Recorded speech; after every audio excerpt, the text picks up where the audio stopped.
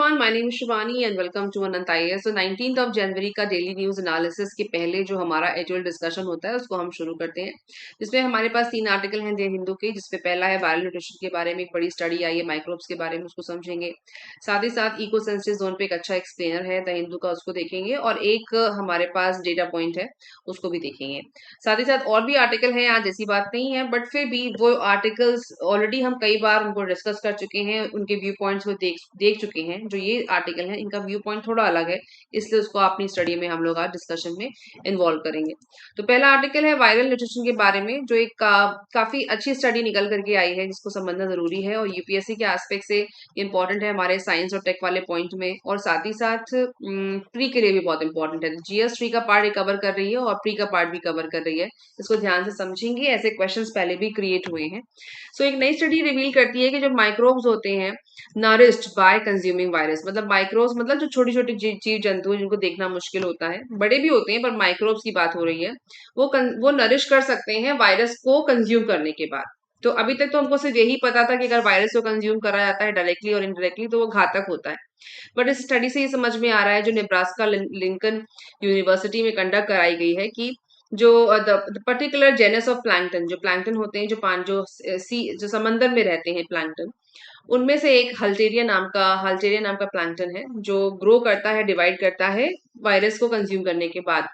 और ये बहुत ही सिग्निफिकेंट है मरीन फूड चेन के लिए, क्योंकि ध्यान दीजिए, अगर वायरस को कंज्यूम कर रहे कोई प्लैंकटन ग्रो कर रहा है, तो उस प्लैंकटन को ग्रो करने वाले और भी प्लैंकटन होते हैं, जिससे फूड चेन में का जो मरीन फूड चेन में काफी हेल्प हो सकती है। ठीक है, क्योंकि इससे कई स्टडी ऑलरेडी ऑलरेडी डिस्कस हो चुकी हैं। और हम जब भी इकोलॉजी और बायोडाइवर्सिटी पे की तैयारी करते हैं यूपीएससी में, तो ये जो फूड चेन है, मरीन फूड चेन हो या ह्यूमन फूड चेन हो, सबका इंपॉर्टेंस रहता है। तो ईपरी के पर्पज से बड़ा क्वेश्चन इसमें से बन सकते हैं, मुझे ऐसा लग रहा है, इसलिए मैंने इस आर्टिकल को पहले आज ऐड किया है। अच्छा, आप समझते हैं कि स्टडी क्या है। The authors of the study have reported that a particular genus of plankton can consume viruses as well as grow and divide given only viruses to eat, मतलब वायरस पे सर्वाइव कर सकता है ये प्लैंकटन। We already know of other cells that can consume virus, हम और भी सेल्स को जानते हैं वायरस को कंज्यूम करते हैं in an effort to destroy them. और इनका जो प्रयास होता है डिस्ट्रॉय करने का, किसका, माइक्रोफेज सेल्स होती हैं, इनको वो डिस्ट्रॉय करता है, जो ह्यूमन इम्यून सिस्टम में पाए जाते हैं। तो जो हमारी बॉडी में जिन सेल्स को वायरस डिस्ट्रॉय करता है, कंज्यूम करता है, करने के बाद जो सेल हैं जो जो उसको डिस्ट्रॉय करते हैं, वो है माइक्रोफेज सेल्स, जो अभी तक हमें यही पता था। लेकिन फिर भी मतलब ये हमारे ह्यूमन इम्यून सिस्टम के लिए, इम्यून सिस्टम के लिए खतरनाक है। लेकिन जब हमारे समंदर में जो हमारा मरीन फूड चेन है, उसमें अगर प्लैंक्टन को कंज्यूम करता है और सर्वाइव करता है, तो उस स्टडी को कहीं और भी यूज किया जा सकता है, उस एस्पेक्ट से भी ये इन्फॉर्मेशन इंपॉर्टेंट है। अच्छा, आप समझते हैं कि प्लैंक्टन ऑफ द जेनस हल्टेरिया, इसका नाम याद रखिएगा, हल्टेरिया नाम का एक प्लैंक्टन है, they claim to have found can each consume 10,000 to 1 million virus particles a day, एक दिन में इतना अमाउंट वो वायरस का कंज्यूम कर सकता है। Increase their population using the metabolist energy, उसका जो मेटाबॉलिज्म एनर्जी को यूज करते हुए अपनी आबादी को बढ़ा सकता है। And provide more food for जू प्लैंक्टन दैट कंज्यूम द हल्टेरिया, जो हल्टेरिया को कंज्यूम करते हैं जू प्लैंक्टन। दो टाइप के प्लैंक्टन होते हैं, एक तो होते हैं जू और एक होता है फाइटो। फाइटो जो फोटोसिंथेसिस से बनते हैं, सॉरी, फोटोसिंथेसिस को यूज करके अपना खाना बनाते हैं। तो जो ये प्लैंक्टन है हल्टेरिया नाम का, जिसको जू प्लैंक्टन कंज्यूम करता है, क्योंकि यहाँ फूड चेन की बात हो रही है, तो ऑब्वियसली एक को दूसरा खाने वाला होगा, तो उस केस में हल्टेरिया को जू प्लैंक्टन कंज्यूम करता है।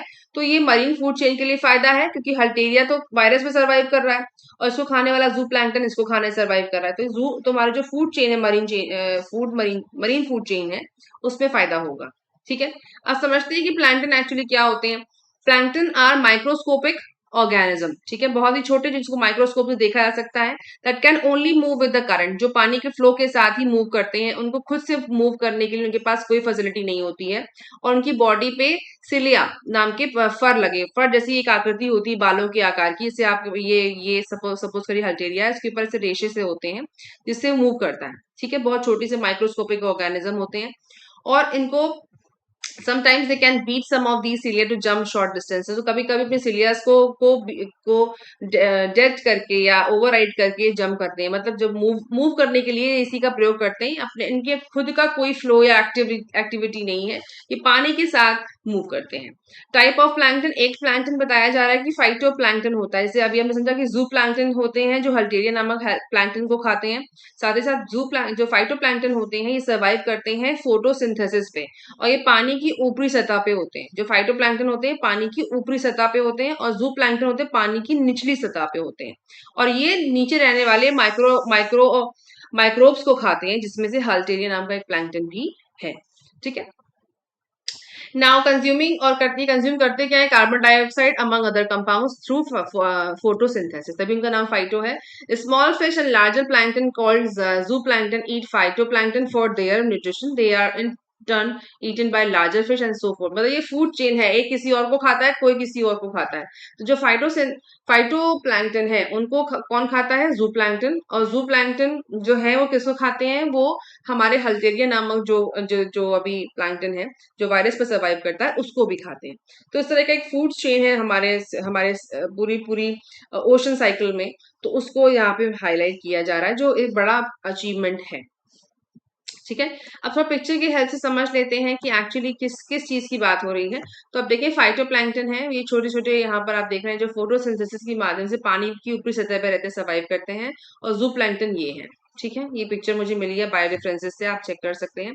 तो ये दिखने में पिक्चर में आपको दिख रहे हैं यहाँ पर, तो ये बहुत छोटे छोटे तरीके के भी होते हैं, और देखिए अब यहाँ पे भी फाइटोप्लैंक्टन ये भी एक तरीके का एक जेनस है, जिस जो भी आपको दिखाई दे रहा है, पर छोटे छोटे भी होते हैं, थोड़े बड़े भी होते हैं, depend upon the accessibility of current water currents. ठीक है, अच्छा, नाउ अब समझते हैं कि जो पिक्चर मैंने समझा कि इसको कैसे और अच्छे से समझा जा सकता है। तो फाइटोप्लैंक्टन देखिए यहाँ पर रहते हैं पानी की ऊपरी सतह पे, यहाँ पर जहां तक पानी की रेज आती है यहाँ तक फाइटोप्लैंक्टन आते हैं, और ये सन की जो सूरज की जो रोशनी होती है, सन रेज होती है, उससे अपना खाना बनाते हैं।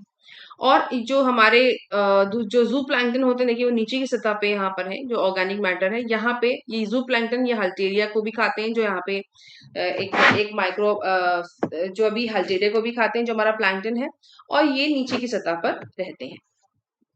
अच्छा, ना द रोल ऑफ हल्टेरिया क्या है, जो अभी प्लैंक्टन की बात हो रही है जो वायरस को खाता है। Halteria plankton are found in large numbers in fresh water bodies, जो फ्रेश वाटर बॉडीज में बहुत ज्यादा नंबर्स में पाए जाते हैं। They are heterotrophs, meaning they can't produce their own food, ये अपना खुद का खाना नहीं बना सकते। Instead they are well known bacteriovores, bacteriovores मतलब बैक्टीरिया को खा के, या फिर जैसे कहा कि वायरस को खा के अपना काम चलाते हैं। They consume bacteria to power themselves, वो ये बैक्टीरिया को खाते हैं, देखिए यहाँ पे लिखा भी हुआ है बैक्टीरिया, राइट, बैक्टीरिया को ये खाते हैं, और ये हमारे ऑर्गेनिक मैटर है सारा जूप्लैंक्टन के लिए। ठीक है, नाउ इस अब इसका फायदा क्या है कि ये सारी स्टडी तो बहुत ज्यादा है, लेकिन समझने वाली बात यहाँ पे क्या है, मोटा माटी की फैले आप फूड चेन को समझिए कि जो हमारी मरीन फूड चेन है वो क्या है, उस पर क्वेश्चन बन सकता है। प्लैंक्टन का नाम बार बार आ रहा है, तो प्लैंक्टन क्या होते हैं जैसे मैंने आपको समझाया, साथ ही साथ जू प्लैंक्टन और फाइटो प्लैंक्टन में क्या डिफरेंस होता है, उनके कुछ आप एग्जाम्पल्स भी दिमाग में रख लीजिए, और कुछ इन्फोग्राफिक्स भी रख लीजिए। ये प्री के पर्पज है, मुझे लगता है कि इंपॉर्टेंट है, इस पे क्वेश्चन क्रिएट हो सकता है, नई स्टडी है, अपने आप में ये पूछी जा सकती है। तो दूसरा आर्टिकल हमारे पास है इकोसिस्टम को लेकर के, उसको देखते हैं। So the conflict behind eco sensitive zone, ठीक है, तो केरला में हम सब जानते हैं कि डिस्प्यूट चल रहा है, और फॉरेस्ट राइट एक्ट के मैंडेट्स को लेकर के, ग्राम सभाओं से परमिशन को लेकर के, फॉरेस्ट रिजर्व जो होते हैं, फॉरेस्ट राइट्स होते हैं, और कंजर्वेशन एक्ट होते हैं, कई सारी चीजें हैं, लेकिन फिलहाल के लिए हम ये समझेंगे इस आर्टिकल से कि इको सेंसिटिव जोन क्या है, और ये कैसे फिलहाल केरला की जो इसमें जो वहां पे प्रोटेस्ट चल रहा है उसके लिए कैसे इंपॉर्टेंट है। ठीक है, सो स्टोरी क्या है, ecological sensitive zone are intended to safeguard protected areas, जो इकोलॉजिकल सेंसिटिव जोन होते हैं वो जो प्रोटेक्टेड एरियाज हैं जो हमारी इकोलॉजी के लिए सेंसिटिव हैं, उनके लिए काम को एक सेफ गार्ड करने का काम करता है, जिसमें होते हैं हमारे नेशनल पार्क और वाइल्ड लाइफ सेंचुरीज होते हैं। By transitioning from an area of lower protection to an area of higher protection, however the creation of these zones have provoked protest in Kerala, क्योंकि जो एरिया डिफाइन किया जा रहा है यही समस्या है सबसे ज्यादा। And some other region in a precursor to what to likely to emerge in other parts of the country. और सिर्फ केरला में नहीं है, बहुत सारे इलाकों में यही समस्या है कि सपोज करिए इकोलॉजिकल जोन है ये हमारा ए नाम का, इसके आसपास का एरिया आपने ESG में ले आए, और आप ये समझने की बात है कि इलाका लाने में कोई प्रॉब्लम नहीं है, पर इस इलाके में लोग भी रहते हैं, उनके खेत हैं, उनके घर हैं, वो वहां से ट्रैवल करते हैं, उसको भी ESG के अंदर ले आने से उनकी जो डेली लाइफ है वो डिस्टर्ब होती है। किसी किसी के यहाँ खेत है, जहाँ वो खेती करता है, किसी किसी के ट्रैक्टर यहाँ चलते हैं, किसी का घर है यहाँ पर, तो वो लोग कहाँ जाएं, ये समस्या है और इसी का प्रोटेस्ट है। ठीक है, now what are protected areas? Protected areas क्या है? Protected areas cover 5.26% of India's land area. इसमें 108 नेशनल पार्क आते हैं, 564 वाइल्ड लाइफ सेंचुरीज आती हैं। They are notified under the wild life protection act 1972। ये लाइन इंपॉर्टेंट है, प्री का क्वेश्चन बन सकता है कि ये सारे नेशनल पार्क और वाइल्ड लाइफ सेंचुरी किसका हिस्सा है, किसके अंदर नोटिफाई किए जाते हैं? तो ये है वाइल्ड लाइफ प्रोटेक्शन एक्ट 1972 के अंदर आते हैं। और protected areas do away with even those activities permitted in reserve forest. और यहाँ पर उन सारी गतिविधियों को रोक दिया जाता है जो रिजर्व फॉरेस्ट में भी अलाउ की जाती हैं। Where the rights of forest dependent communities, those residing on and or the accessing forest land are extinguished use unless specifically allowed। यही तो झगड़ा है कि एक्चुअली कैसे पता चलेगा, कब डिमार्केशन होगा, कब उनको जमीन के बदले रिम्बर्समेंट मिलेगा। जमीन की तो लड़ाई है सारी, तो वही चीज यहाँ पर हाईलाइट की जा रही है। नाउ इसके साथ ही साथ एक और चीज है कि this rights negating fortress conservation model. ध्यान दीजिएगा, फॉरेस्ट कंजर्वेशन मॉडल को भी ये जो राइट्स हैं, जो इनके जो फॉरेस्ट राइट्स हैं, उसको निगेट करते हैं। Has come under repeated criticism from conservation scientist bringing the scheduled tribes and other traditional forest dwellers recognition of forest rights act 2006 which is also known as FRA। So ये कह रहे हैं कि जो फॉरेस्ट कंजर्वेशन मॉडल है, जिसके अंदर scheduled tribes और अदर ट्रेडिशनल फॉरेस्ट ड्वेलर्स रहने वाले लोगों का एक्ट उसके अंदर आता है, और इन लोगों को उस एक्ट के अंदर समाहित किया जाता है, which is also known as FRA। इसको FRA भी कहते हैं, इसको भी निगेट कर रहा है। जो ये चीज जो ये आपके फॉरेस्ट रिजर्व जो इको सेंसिटिव जोन के अंदर हैं, उनको ESG अगर आप डिक्लेयर करते हैं तो उनके फॉरेस्ट राइट्स का हनन होता है। ये समझने वाली बात है, इसे कहते हैं फोर्ट्रेस कंजर्वेशन मॉडल। इसके अंदर जो वहां के रहने वाले हैं, वहां के ज्वेलर्स का मतलब रहने वाले, या फिर जो वहां की ट्राइब्स हैं, उनके अधिकारों का हनन होता है। FRA recognises the customary and traditional rights both individual and collective of forest dwellers on forest land including in protected areas. ठीक है, सो ये इस मॉडल को याद रखिएगा, फोर्ट्रेस कंजर्वेशन मॉडल का हनन होता है अगर ESG को अप्लाई किया जाता है, और यही समस्या का कारण जो हमने समझा। ठीक है, आगे समझते हैं। Now what are ESG? जो मैंने इस आर्टिकल को ऐड इसलिए किया है क्योंकि इसे बहुत अच्छे से एक्सप्लेन किया है कि ESG क्या है। बहुत बच्चे कहते हैं कि मैम समझ नहीं आ रहा, तो हमेशा आर्टिकल को डिटेल में पढ़ते हैं और अपनी तर्क शक्ति को यूज करते हैं कि हमें क्या चीज लेनी है, क्या चीज नहीं लेनी है। ठीक है, now surrounding protected area is a region of more than 1,11,000 square kilometre. ठीक है, और 3.4% ऑफ द कंट्रीज लैंड, ये तो एक डेटा है, which falls under ESG। इतना एरिया ESG के रिजीम के अंदर आता है। Government has notified 345 ESGs in 29 states and 5 union territories. तो समझिए ये जो बवाल है, ये इतने सारे स्टेट्स को कवर करता है। तो केरला में भी है, झारखंड में भी है, MP में भी, कई सारे स्टेट्स इन्वॉल्व है। while another 85 ESGs are awaiting notification, मतलब जिसमें से 29 स्टेट्स में से अब 341 में से 29 स्टेट्स को तो समझाया जा चुका है, बताया जा चुका है, नोटिफिकेशन गया है। इसमें से 85 को नोटिफिकेशन अभी नहीं गया है। Together protected areas and ESGs cover 8.66% of the India and land area. तो ये समस्या का कारण अभी है, ये तो अभी शुरुआत है, इसका मतलब समस्या आगे बढ़ सकती है। Now ESGs span notified forest outside protected area, most of which could also come under Gram Sabha. मैंने जैसे कहा था ना कि जो गाँव के इलाके हैं, जहाँ लोग रहते हैं, खेती करते हैं, तो ग्राम सभा के परमिशन के बिना, जैसे कि फॉरेस्ट राइट एक्ट कहता है कि ग्राम सभा के परमिशन के बिना आप उस जगह को नहीं ले जा सकते, जो क्या है, जुरिसडिक्शन अंडर द FRA। ठीक है, तो इसका ही तो डिस्प्यूट चल रहा है कि वो परमिशन के बगैर उनके इलाकों को हम कैसे ESG में डालें। और सुप्रीम कोर्ट ने कहा है कि हम उसको हम कुछ इलाकों को तो पक्का हमें ESG में लेके जाना ही जाना है, जिसकी बहस चल रही है।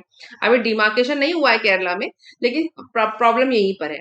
The extent of ESG from the boundary of protected areas are from 0 to 45.82 kilometres in Pin valley national park Himachal Pradesh. अभी ध्यान दीजिएगा कि पिन वैली कहाँ पर है, हिमाचल प्रदेश में।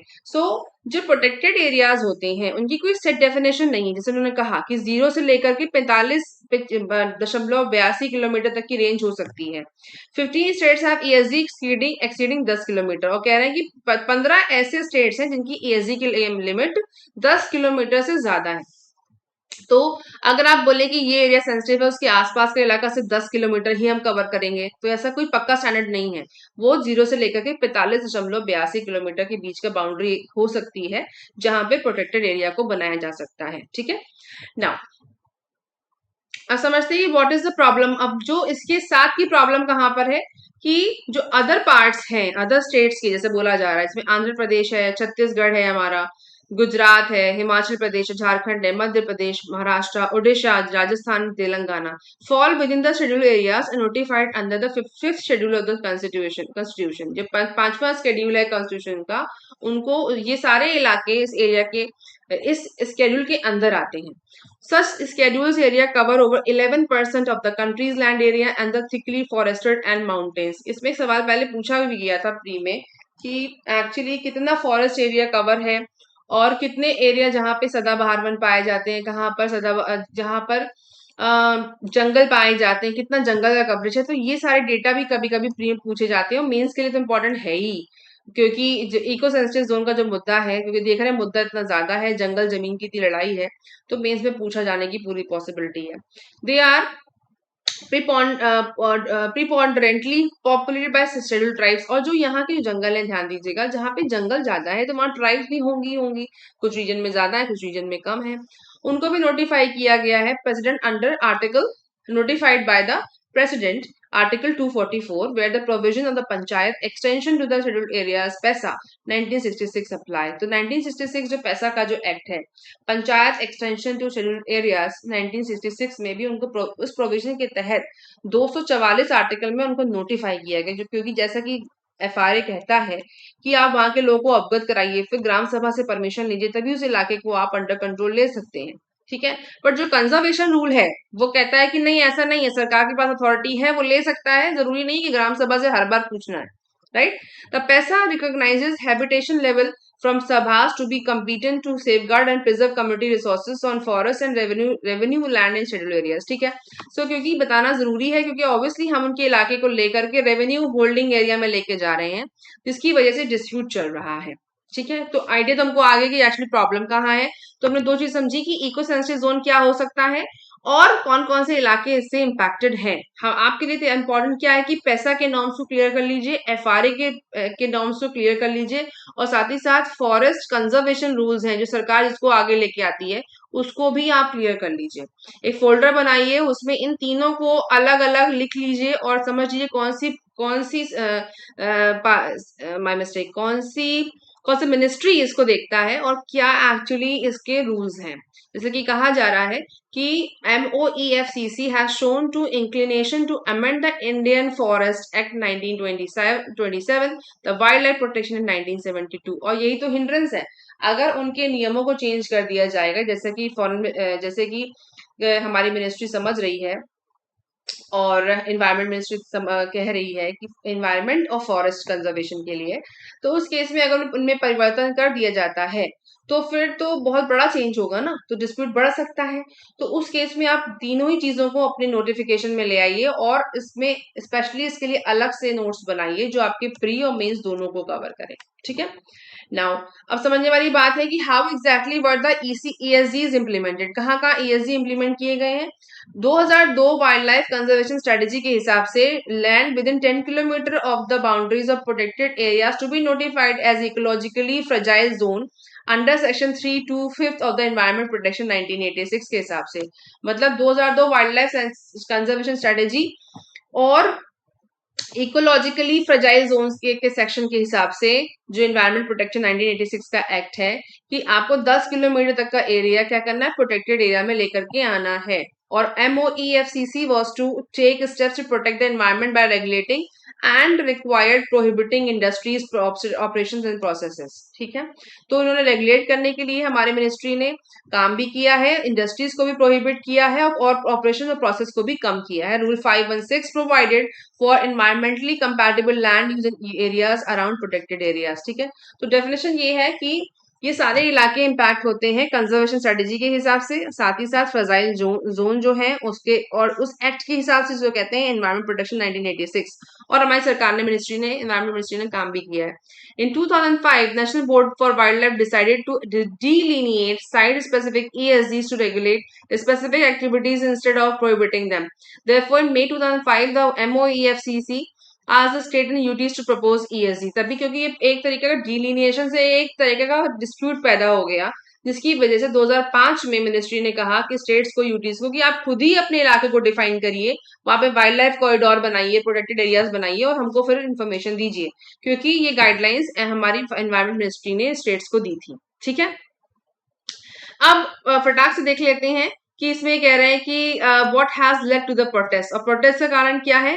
अभी जो प्रोटेस्ट चल रहा है कि जून 3 2022 को supreme court gave further direction on ईएसजीज, जो अभी 3 जून लास्ट ईयर की बात है। First the court said the MoEFCC, अब ये मत कहना कि एमओईएफसीसी क्या है, कौन सी मिनिस्ट्री, आप खुद सर्च करिए, ऊपर दिया भी है कि MOEFCC guidelines are also to be implemented in the area proposed in the draft notification awaiting finalization and within a 10-kilometer radius of yet to be proposed for protected area.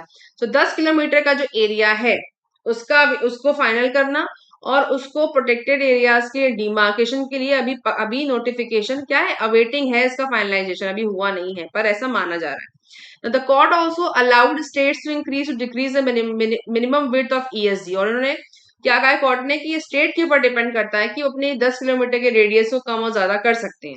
Secondly, the court vested the powers to ensure compliance with the guidelines with the principal chief conservator of forest PCCF के guidelines और उनके compliance पे इसको powers दी गई है कि आप इसको कम ज्यादा करेंगे स्टेट और यूटी के हिसाब से।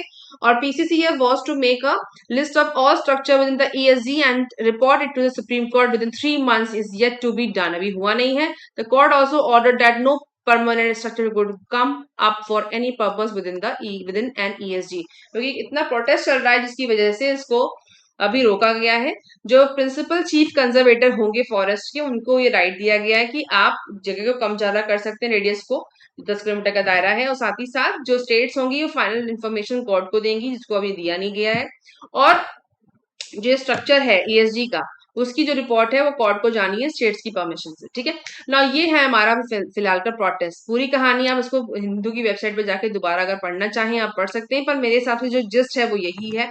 और समझने वाली बात यहाँ पे ये है कि जो छोटी छोटी टर्म्स होती है ना, उनको कभी भी स्किप मत करिए। आप समझिए कि अगर ये, जैसे मैंने कहा कि मिनिस्ट्री MOEFCC क्या है, जिनको नहीं पता है, तो the ministry of environment forest and climate change, इसका नाम बदल के फॉरेन एनवायरमेंट मिनिस्ट्री से इसको बदल के पूरा नाम कर दिया गया था।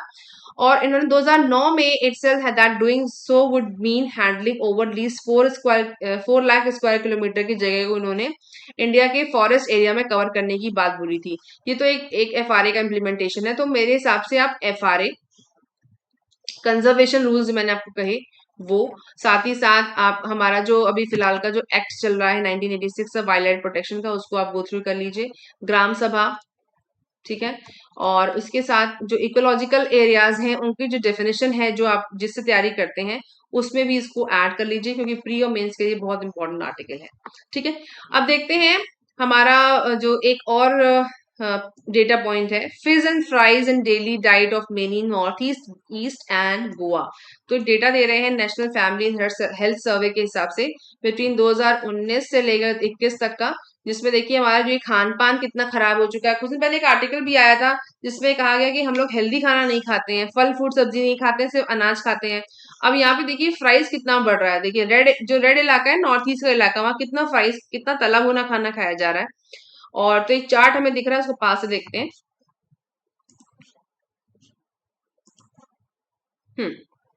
अब आप देखिए इसमें जो पहला वाला चार्ट है, चार्ट नंबर 1 में daily consumption of carbonated, I think ये क्लियर नहीं है। तो ये जो ड्रिंक हम पीते हैं ना, कोल्ड ड्रिंक वगैरह, उसका डेटा है ये। इसमें आप देखिए कि जो रेड एरिया है मेघालय, त्रिपुरा, जो रेड एरिया चल रहा है ना, हिमाचल प्रदेश के कुछ इलाके हैं, तो ये यहाँ के नॉर्थ ईस्ट के लोग बहुत ज्यादा फ्राइज और चीजें खा रहे हैं, जिसमें मेन का नंबर है, ये पुरुषों का, महिलाओं का ये है एरेडेड ड्रिंक्स, मतलब जिसमें जैसे सोडा हो गया, जो चीनी ज्यादा होती है, कार्बन डाइऑक्साइड ज्यादा है, एरेडेड ड्रिंक्स की बात हो रही है। और देखिए असम में, सिक्किम, अरुणाचल प्रदेश, यहाँ के लोग ज्यादा इसको पी रहे हैं, महिलाएं भी पी रही हैं। और ये खाना हम लोग अपनी डेली कंजम्पशन में इसको ले रहे हैं। नाउ इसके बाद the chart depicts the state wise share of daily consumption of fried foods. Fried foods कहाँ खाए जा रहे हैं? पुरुषों में मिजोरम, असम, मेघालय, त्रिपुरा, अरुणाचल प्रदेश, और यहाँ पे आप महिलाओं में भी देखिए आप, नॉर्थ ईस्ट का इलाका ज्यादा है। अमेजिंग। तो मैं तो खुद पहली बार डेटा पॉइंट देख रही हूँ जहाँ पे नॉर्थ ईस्ट के लोग, मुझे लगता था कि उत्तर भारत के लोग ज्यादा खाते हैं, मतलब मुझे लगता है कि उत्तर भारत के लोग डोसा ज्यादा खाते हैं। इसमें लिखा है कि अकॉर्डिंग टू NFHS 5, जो इनका ये सर्वे है, फैमिली हेल्थ सर्वे, उसमें 80% पुरुष और महिलाएं जो मिजोरम की हैं वो फ्राइड फूड कंज्यूम करती हैं। ओ गॉड। अच्छा, सो ये डेटा है, इस डेटा को आप अपनी प्रिपरेशन में ऐड करिए। साथ ही साथ जो ये NFHS का जो डेटा आता है, जैसे कि लिखा है chart based on data source from national family and health survey 5 conducted between 2019 and 2021, और जो चौथा वाला हुआ था 15-16 के बीच हुआ था, इसको आप अपने जो GS3 में, ये इंपॉर्टेंट है, इसको आप रेफर कर सकते हैं, क्योंकि ईटिंग हैबिट्स से कई सारी बीमारियों का अट्रैक्शन होता है, और बीमारियां बनने के कारण है ईटिंग हैबिट्स, ये बहुत सारी स्टडीज कह रही हैं। तो मेंस में अगर ऐसा क्वेश्चन बन जाएगा तो कोई बड़ी बात नहीं है, उसमें इस चार्ट के डेटा को आप यूज कर सकते हैं, अपनी स्टडी में इसको ऐड करिए। ठीक है, तो ये थे आज की आर्टिकल। आई होप कि आपके लिए इन्फॉर्मेटिव रहे होंगे और आपकी तैयारी में फायदा करेंगे। और डेली न्यूज एनालिसिस के साथ मैं मिलूंगी आपसे नेक्स्ट वीडियो में। तब तक अपना साथ बनाए रखिए और तैयारी करते रहिए।